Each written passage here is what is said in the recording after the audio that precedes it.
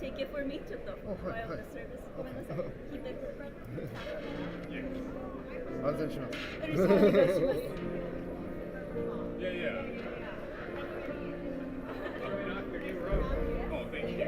I like that color.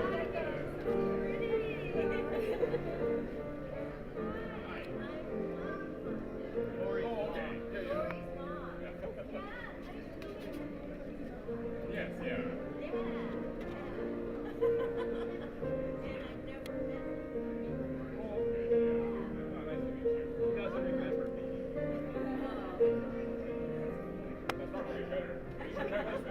Probably not a good thing, yeah.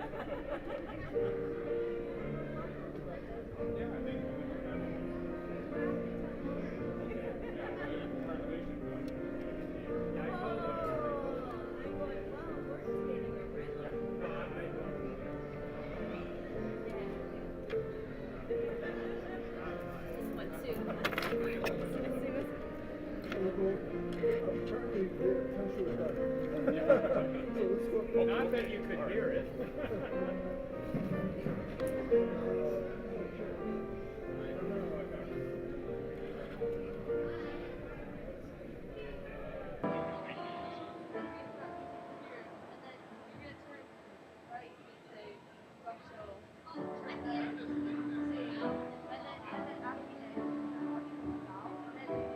Will everyone please start making your way to your seats? And if you don't have a service card, they're in the back table, so please feel free to get one. Okay. Will everyone please start making their way to their seats as we begin today's service? And if you don't have a service card, you can get some in the back.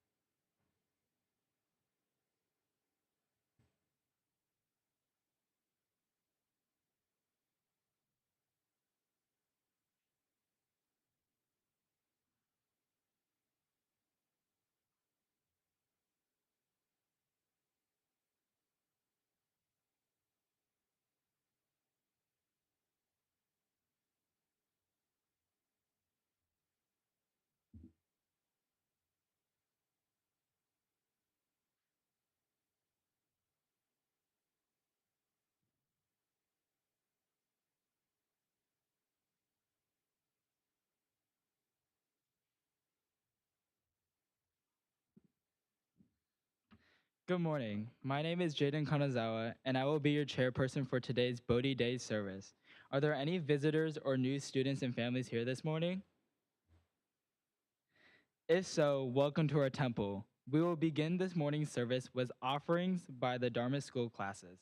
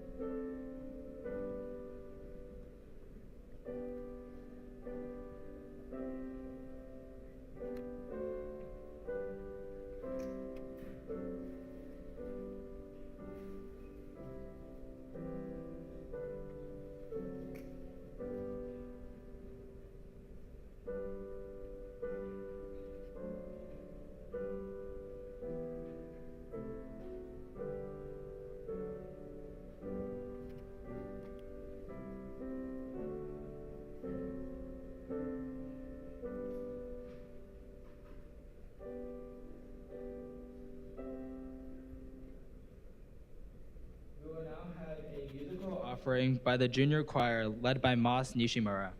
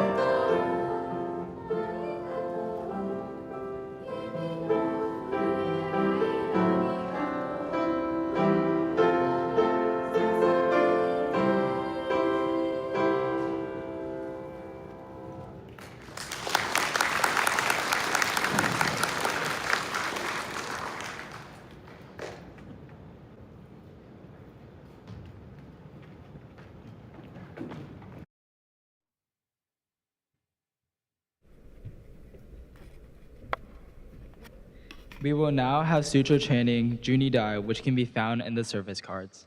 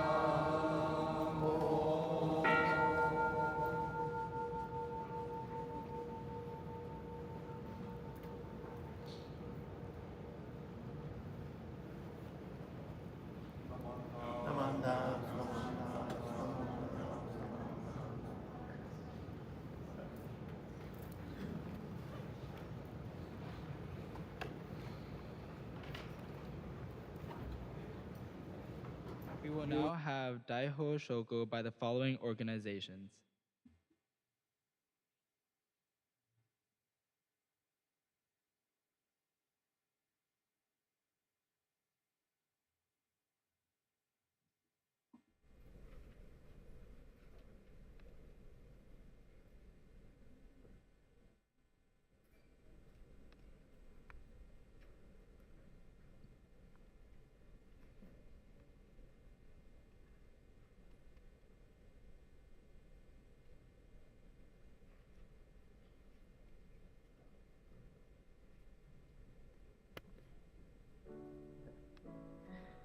Cub Scout Pack 611.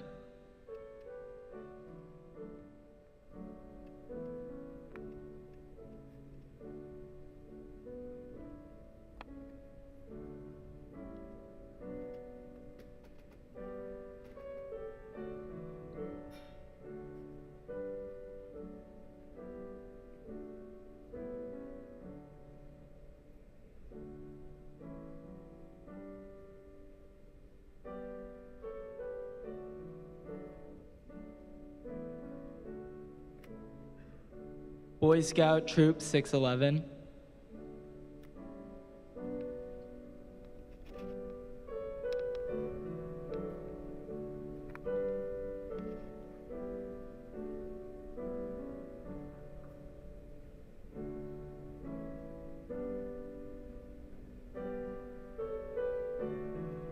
Daisy Troop.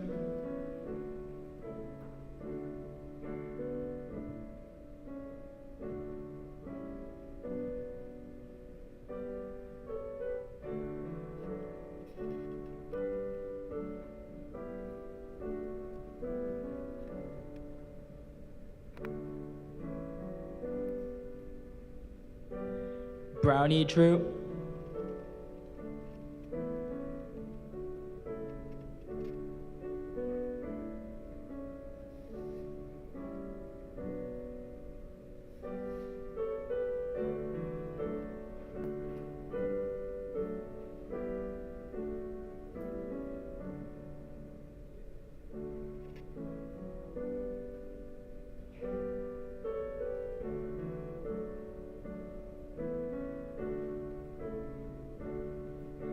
The Junior Girl Scout Troop.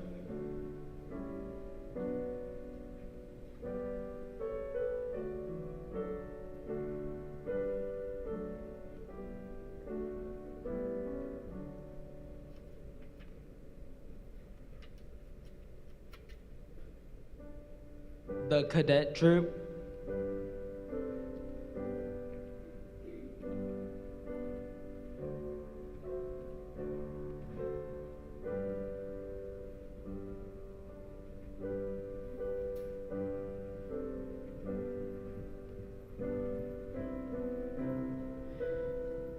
Senior Girl Scout Troop and Ambassador Troop.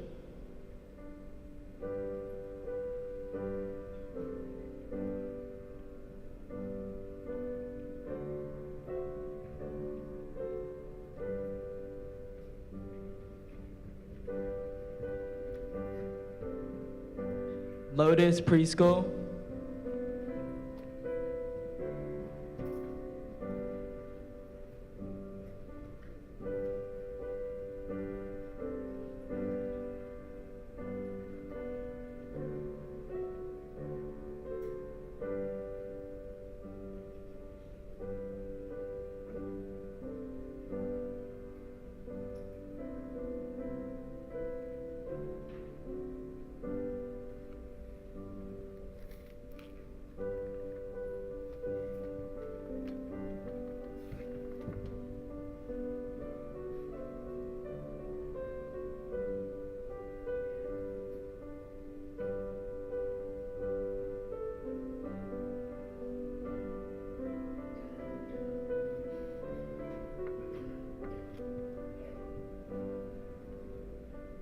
San Jose Dharma School.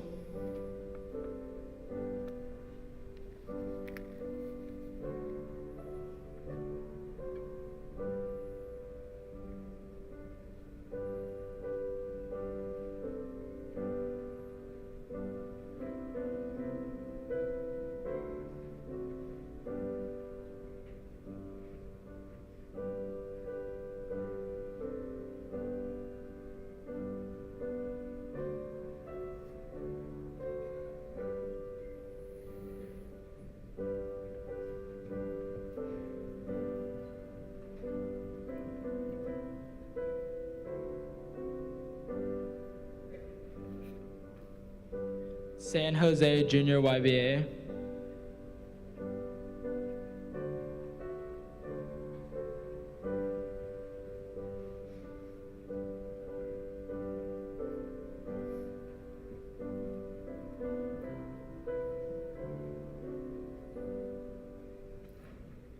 DSPO.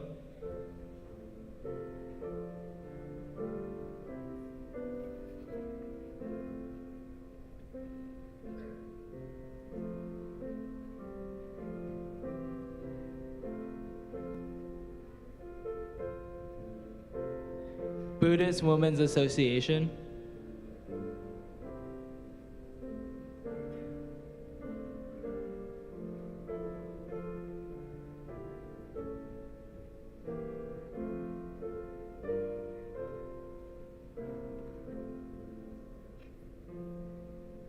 Adult Buddhist Association.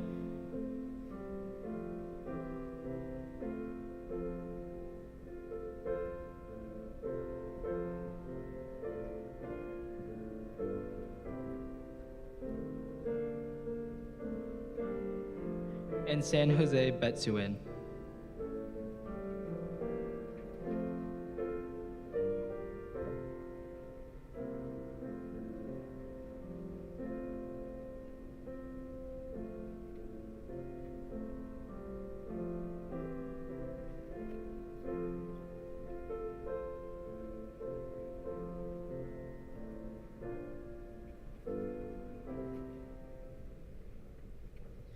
Now Rinban Sakamoto will lead us in the 3 treasures, which you can also find in your service card.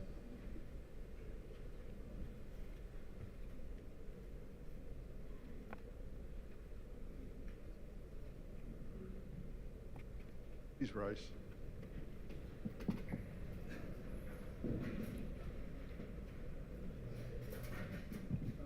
It's on? Okay. The 3 treasures. Hard is it to be born into human life. Now we are living it. Difficult is it to hear the teachings of the Blessed One. Now we hear it. If we do not deliver ourselves in the present life, no hope is there that we shall be freed from suffering and sorrow in the ocean of birth and death. Let us reverently take refuge in the 3 treasures of the truth. I take refuge in Buddha. May we all together absorb into ourselves the principle of your way to enlightenment and awaken in ourselves our supreme will. I take refuge in Dharma. May we all together be submerged in the depth of the doctrine and gain wisdom as deep as the ocean. I take refuge in Sangha. May we all together become units in true accord in your life of harmony, in a spirit of universal oneness, freed from the bondage of selfishness. Even through ages of myriads of kalpas, hard is it to hear such an excellent, profound, and wonderful doctrine. Now we are able to hear and receive it.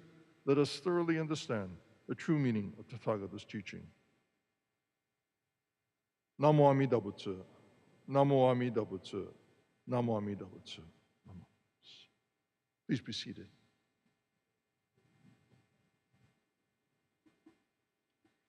Now Rinban Sakamoto will introduce our guest speaker, Reverend Hamasaki. Good morning. Welcome to this morning's Bodhi Day Service. It's good to see all of you here this morning. We're fortunate to have as our speaker this morning Reverend Matt Hamasaki of the Sacramento Buddhist Temple. It's his current assignment, but before coming to Sacramento, he was in the Central Valley. And the Central Valley has temples like Fresno and Parlier and Vimbang for Sacramento, because he had to. How many years was that? 3 years? 3 years. So that's a long time when you have to be responsible for all of the activities of a Betsuin, and certainly handled that well. A few years ago, you may remember when Black Lives Matter was an important part of the things that were social issues that were taking place in our society.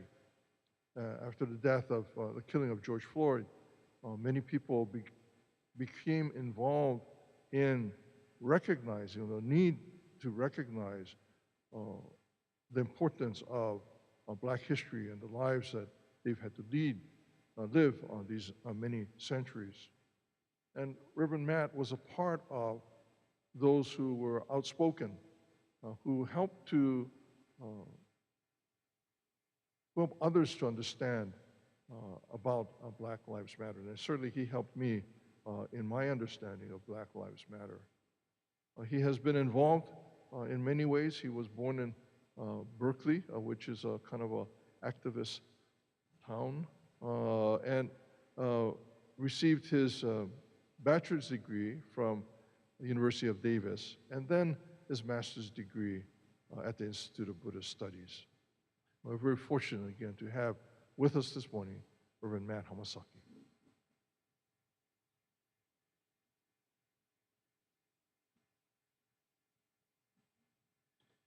Good morning. Is the volume okay? Okay, all right. So first I'd like to thank Minban Sakamoto, Reverend Mikame, and the San Jose Betsuin for having me today. That was a very humbling introduction. Yeah, so I'm not originally from Central Valley. I'm from Berkeley, or I guess how they called it, when I was growing up was either Berserkly or the People's Republic of Berkeley. But I'd like to start my talk with a quote from the Kyogyo Shinsho, the chapter Realization. If you please join me in Gassho.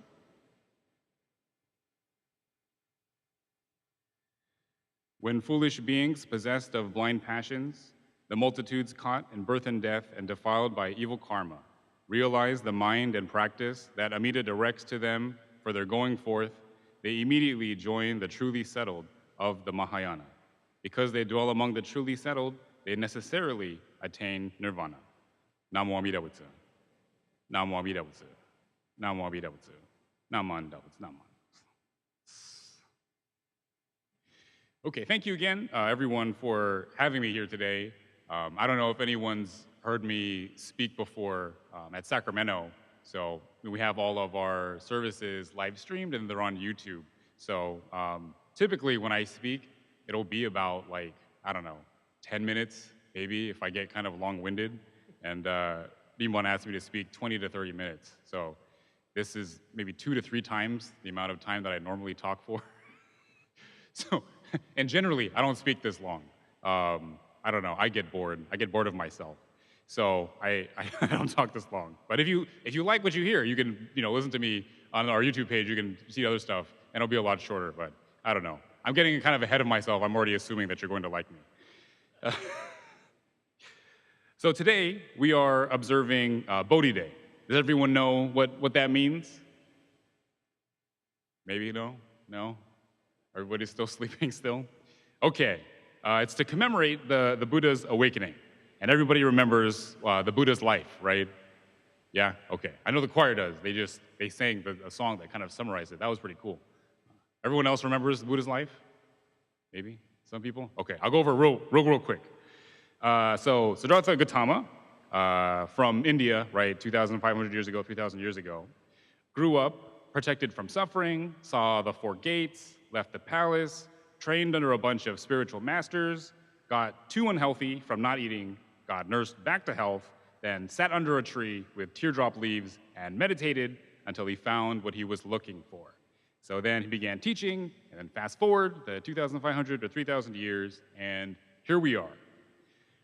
Does that sound familiar? A little bit? Yeah, okay, all right, good. But let's rewind a little bit. Did you know that when Siddhartha left the palace, that he left his wife and son?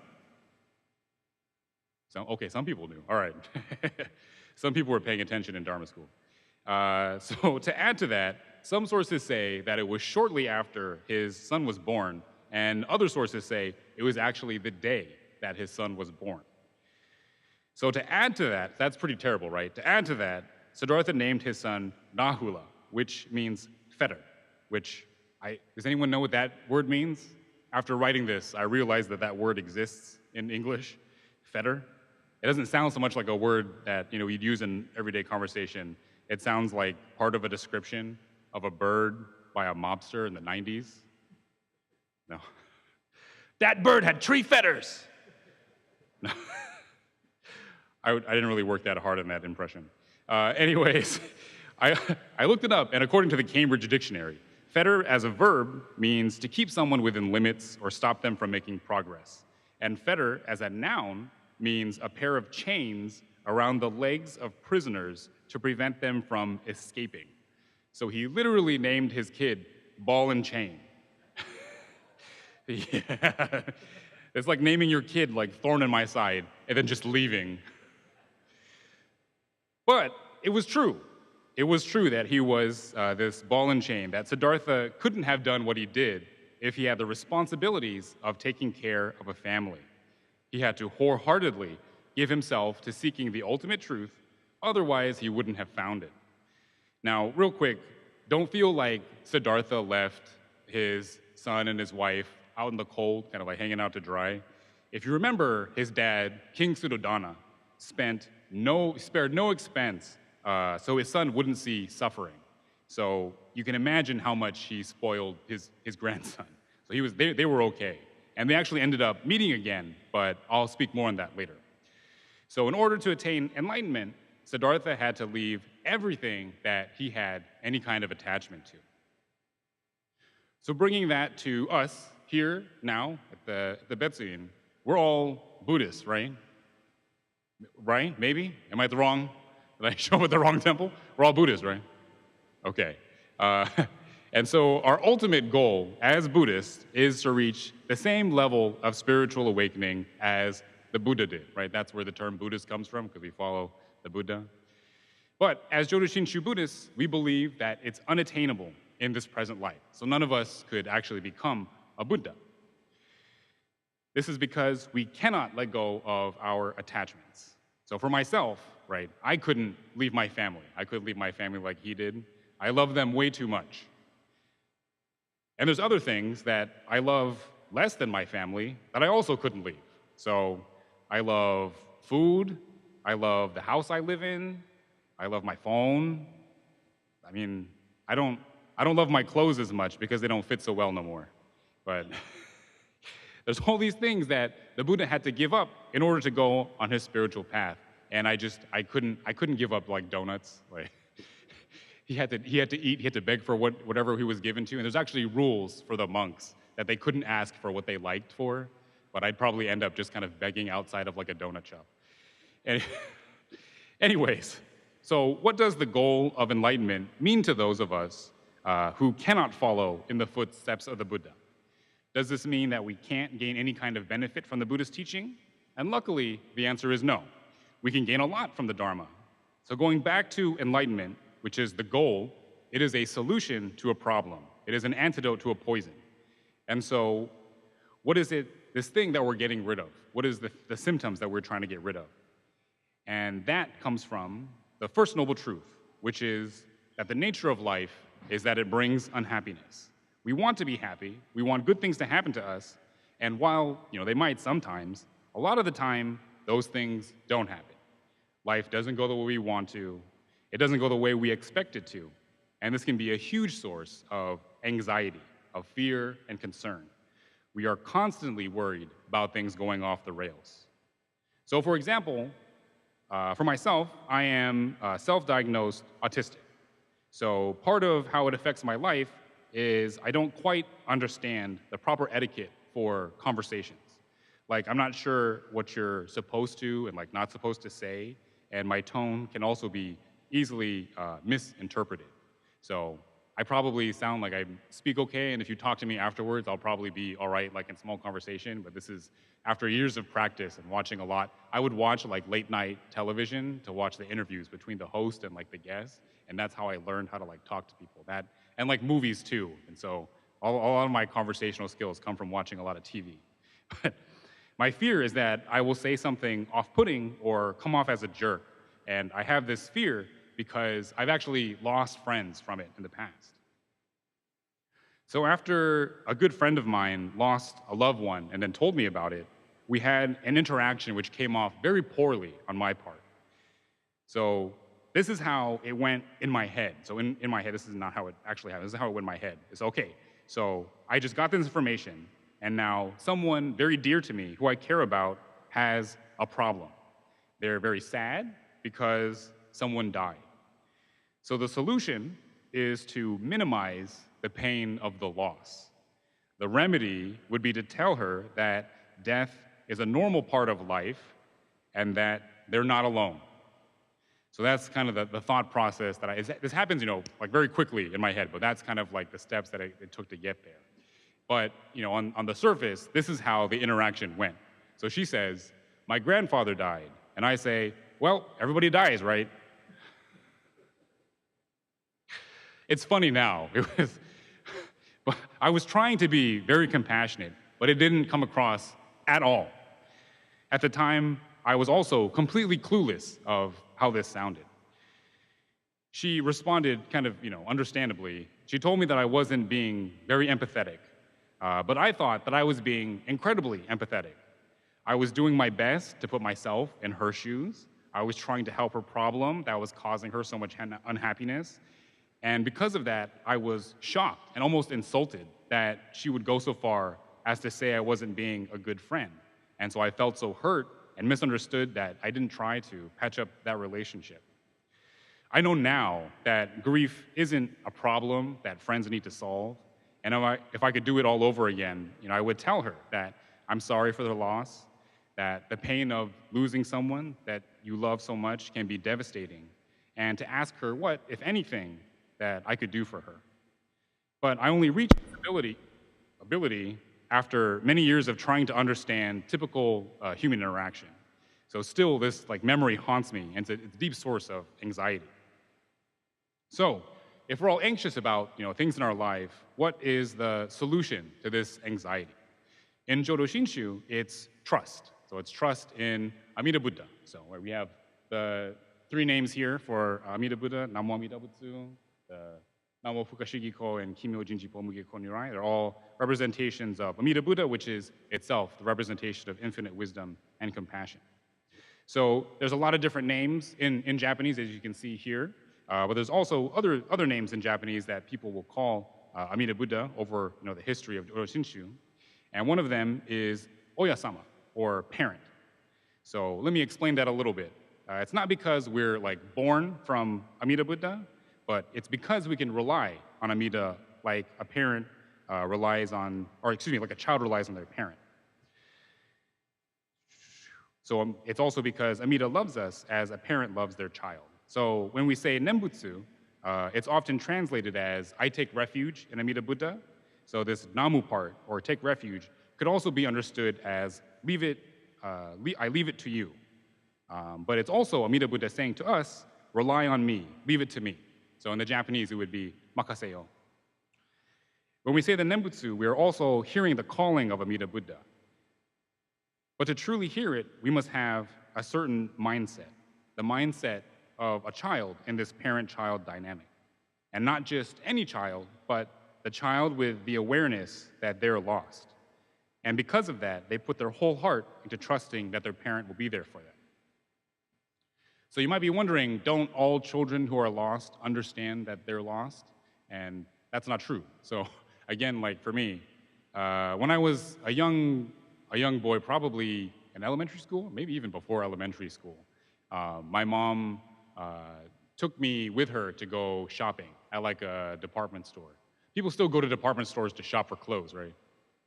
Maybe, yeah? Some people? All right. Anyway, back in the day, we used to have department stores, and we would go shopping there for clothing. There would be different sections for the clothes, and they would be on these big clothes racks. And so my mom brought me there, and she was going through, the different racks of clothing, looking for something to wear, maybe for myself, maybe for her. Anyway, she turns around, and she notices that I'm not there. So she's now lost her child. She panics, goes and tells the sales associate to make an announcement. The announcement on the PA system, saying that, oh yeah, Matt, if you're here, please, find the desk, find the front desk. They're searching around, looking in the elevators to see if I'd gone on a different floor. But she ends up tracing her steps back to where she was. And as she's looking around, she starts hearing this like kind of faint laughter of a child. And as she gets a little bit closer to it, she realizes that I was hiding in the middle of one of those clothes racks that go around. So I had been like playing a game with her while she didn't know, and I was expecting her to find me, but she got freaked out and thought that she had lost me. So I didn't know that I was lost. I thought we were playing. Anyway, as you can see, not all children know that they're lost. Oftentimes, we're like this. So we're only concerned about ourselves. We think we know best, that we'd be able to do it alone, that it's our way or the highway, and how dare anyone think that they know better. We're completely centered around ourselves. We don't have the insight to see how our behavior is affecting not just those around us, but also our own well-being. So Shakyamuni Buddha has given us some instruction how to find that insight. After his awakening, I think it's several years after, he returned back and met to teach his son Rahula. So apparently Rahula was a mischievous child, and when someone would ask if the Buddha was around, if the Buddha was there, he would say, no, he's somewhere far, far away. But if the Buddha wasn't there, then he would say, oh yeah, the Buddha's here, just look around. So he would kind of lie and mess around with the people who were looking for the Buddha. But the Buddha sat him down and kind of gave him this lesson that you shouldn't be telling lies, that's not nice. But then he began to explain further, and he gave him this instruction. So first he asked Rahula, what is a mirror for? And Rahula replied, for reflection. So the Buddha says, in the same way, physical actions, verbal actions, and mental actions are to be done with repeated reflection. So it's going to get a little repetitive here.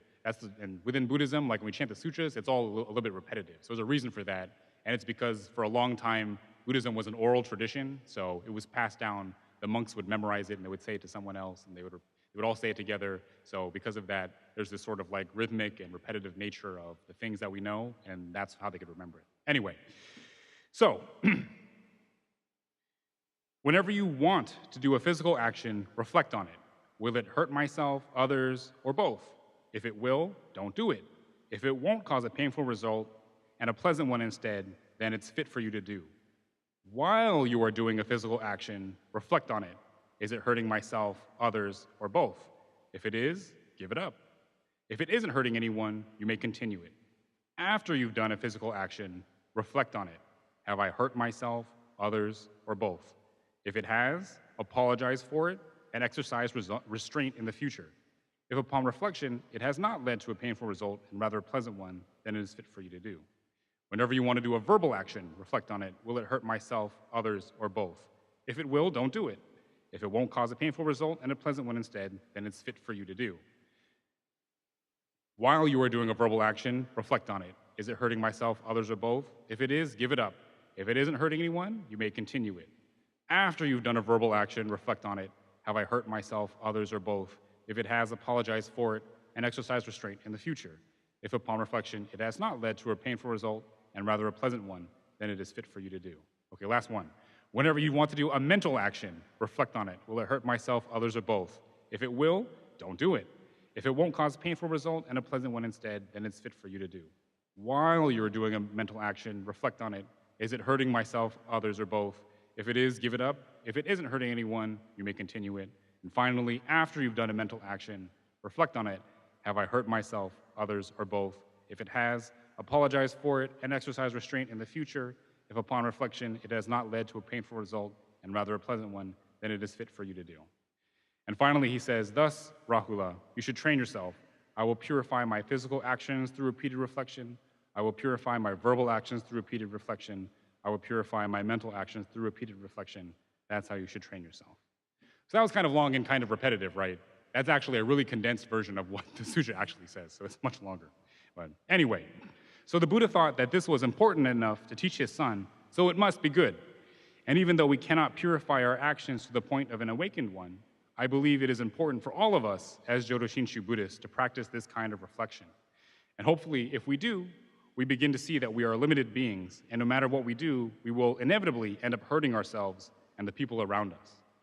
Now, this might seem kind of a pessimistic way of looking at ourselves, but when we recognize how many people around us still support us, still care for us, and still love us, in spite of all that, then we can relinquish some of the control that we cling so tightly to in our lives. And because of that, it's very freeing. We can leave it up to Amida Buddha, the infinite wisdom and compassion that's with us at all times. Is everybody still with me? Anybody fall asleep yet? Yeah? Okay. All right, home stretch. So just to be clear, saying the Nembutsu and putting your trust in Amida Buddha does not make your suffering or sadness go away. If you say Amida's name, it doesn't mean that Amida Buddha will show up at your doorstep.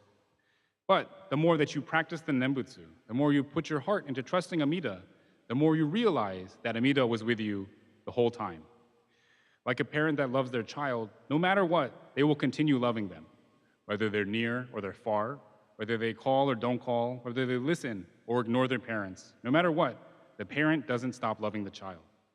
We need to open our eyes to the love in our life that has always been there and will always be there, anywhere, anytime. And then it is not our situation or our suffering that changes. Rather, it's our own outlook, our own relationship with our life and our circumstances that changes. This transformation allows us to realize that everything will be okay, and the trust we put in infinite wisdom and compassion grants us the freedom from anxiety equal to enlightenment. So to close, to bring it back to my anxiety over speaking people, I realize now that not only did I hurt my friend, but also that she cared enough about me to let me know how she felt. Without that conversation, I would not have questioned my response and realized my potential to hurt others in the same way. Now, I still have friends who have known me for a long time. It's not a ton, but I have some. And I recognize how much they must have cared to really stick around. I remember kind of distinctly them explaining to people who have just met me, like, oh, that's just Matt. He says off-the-wall things sometimes. And how accepting that was of who I am. So looking back, I realize how deeply people loved me and continue to love me. And it gives me strength to keep learning, to keep trying to talk to people, to try to be there for others like they were for me. So I gasho to them for relying on me for so long without even knowing on it. If everyone could please now join me in gasho, please bring into your mind's eye all the people who love you, all the people who you have been reliant on, and let them take some of your worry away. Please join me in gasho. When foolish beings possessed of blind passions, the multitudes caught in birth and death and defiled by evil karma, realize the mind and practice that Amida directs to them for their going forth, they immediately join the truly settled, the Mahayana. Because they dwell among the truly settled, they necessarily attain nirvana. Namo Amida Butsu. Namo Amida Butsu. Namo Amida Butsu. Namo Amida Butsu. Thank you.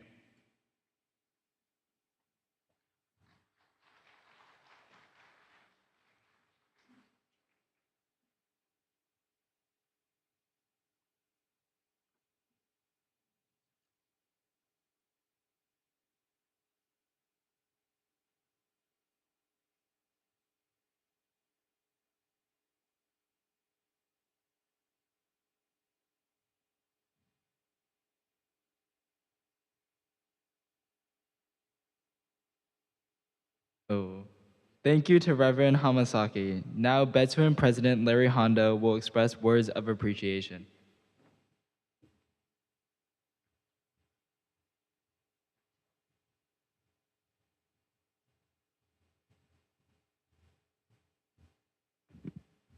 Good morning. Thank you, Reverend Matt Hamasaki. Reverend Hamasaki. I'll get that right one day. Thank you for your wonderful sermon. And thank you for getting up. You must have gotten up really early. You're not aware of this, but he drove in from Sacramento this morning with his family. So if you think about it, that's at least a 2-hour drive, right? So he got here about 9:30, so you must have left at 6:30. So you got up at 2? No. So anyway, you may not know this, but one of the friends that he referenced he's friends with my daughter, Lori. Lori's known Matt, gosh, I don't know how long now. Long time.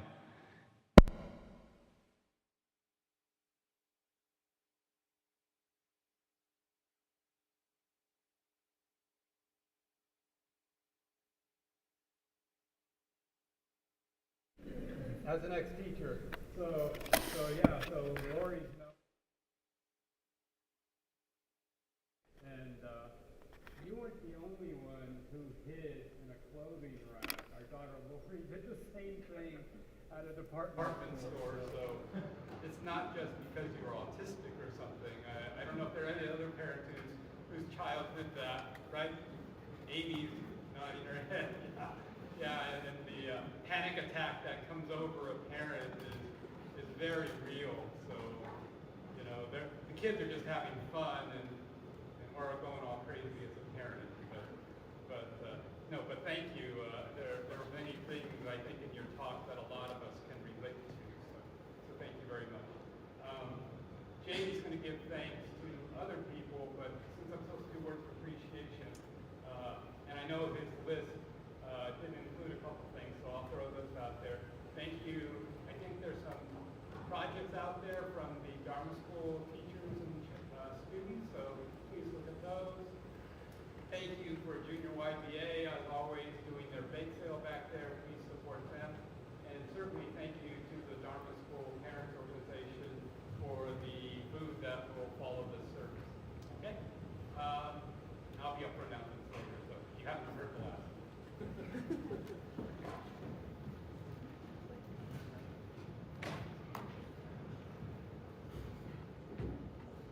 We will now have Gatha Ondokusan II.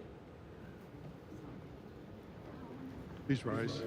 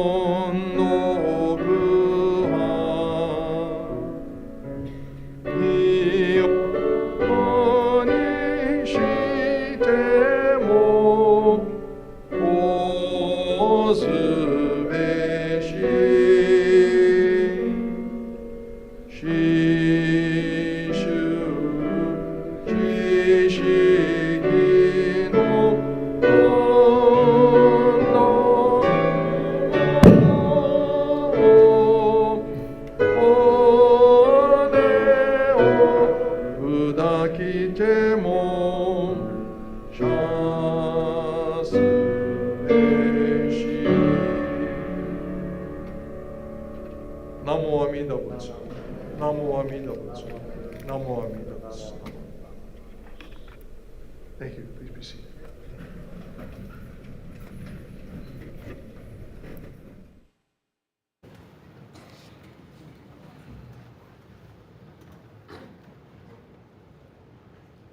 Are there any announcements?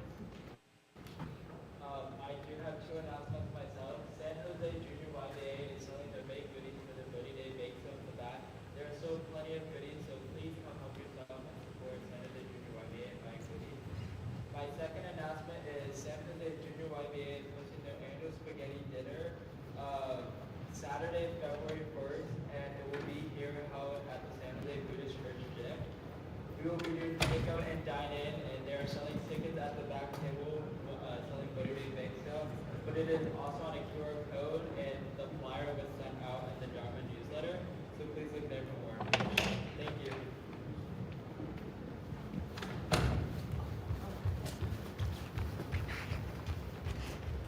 Several people, and then maybe people to help carry stuff back to the Hondo as well. Tuesday night, we'll have a special. Tuesday night, we'll have a special session of the Dharma study class that's called "Living a Shin Life in a Period of Uncertainty and Fear." You know, it's about the recent political events that have happened and how people are dealing with it, and this is an opportunity to discuss it, not to take positions, not to argue points of view, but rather just talk about how people are feeling and how we use the teachings to get through this period, to understand how to deal with it, how to deal with the people around us without allowing our anger or disappointment or frustration to take over. We are asking that people RSVP for it. There are a couple of flyers around. They're taped up. There's a QR code. We're limiting the attendance in person in the boardroom to about 15, so there's a few spots left in person. There's also going to be a Zoom session. And for those who regularly come to the Dharma study class, it will not be the regular Zoom link that we have. So it'll be a new Zoom link that I'll send out tomorrow. Registration ends today. So appreciate it if you could join us. We'd really like to be able to have a good discussion and just get the feelings out there and how people are feeling and how to use the Dharma to help us.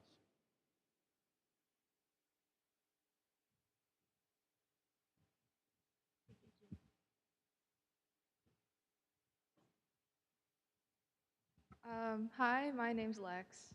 And my name is Sarah, and we're with the Girl Scout Troop 60782. We'd like to announce that our troop is working with a non-profit group, One Warm Coat, to collect warm winter clothes for those in need. We're collecting throughout January, so keep it in mind when you are retiring old jackets over the holidays. We'll have a box in the church office labeled with a One Warm Coat flyer for you to give the warm clothes to, or you can directly give them to anyone from our troop. Thank you.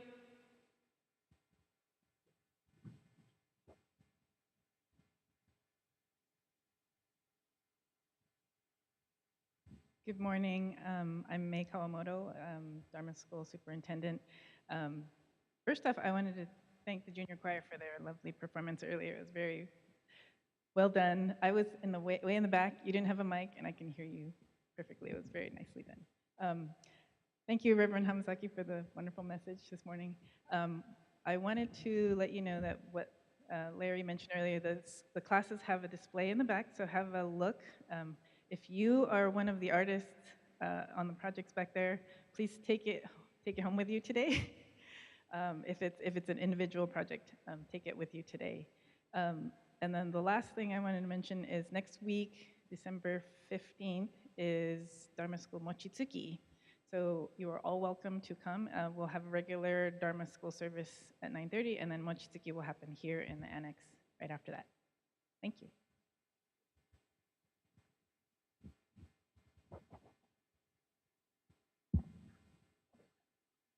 Okay, Rinbon will be right after me, so the last two. So today at 3 o'clock, we have our annual meeting. You can attend in person in the Hondo, or you can attend through Zoom. There's a link now on the Betsuin webpage, and there have been flyers going around. I believe there's a flyer in front as well. So if you're available, please attend. Or you can watch the Niner game instead. Let's see, and then we are selling our New Year's luncheon tickets at a table on the side there. Deborah Osso, wave your hand. Thank you. So we're having our annual luncheon on Sunday, January 12th at 11:30 here in the annex, immediately following the Hoonko service.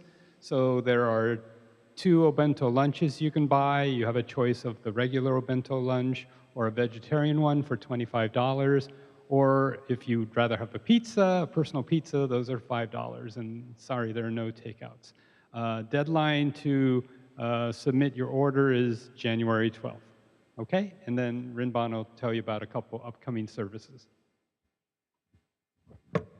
First, thank you, Hamasaki Sensei, for your Dharma message this morning. The 2 announcements that I have is for the Junirai service, which is on January 31st, 7 o'clock in the Hondo. So please join us for this last service of the year 2024. On New Year's Day, the next day, I will observe the Shushoye service here in the annex from 10 o'clock on New Year's Day. So these 2 services, please come and join us. Again, Junirai, the New Year's Eve service, 7 o'clock in the Hondo, and the Shushoye New Year's Day service, 10 o'clock here in the annex. Thank you very much.